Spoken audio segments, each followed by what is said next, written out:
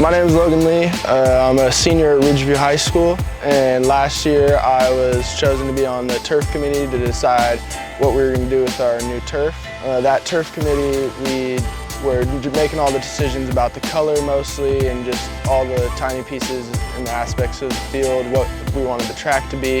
Hi, my name is Georgia Koch. I am a junior at Redmond High School, and I was one of the student athletes that was picked to work on the turf committee project.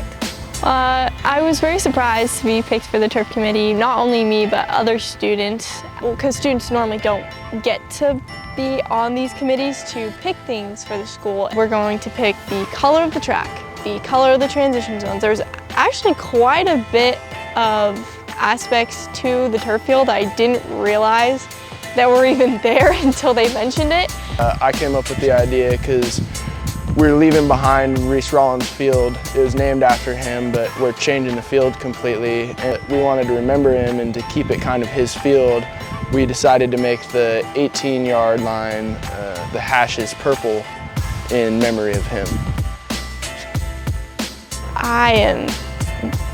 There's no words to describe how excited I am. I want to play so well for this field.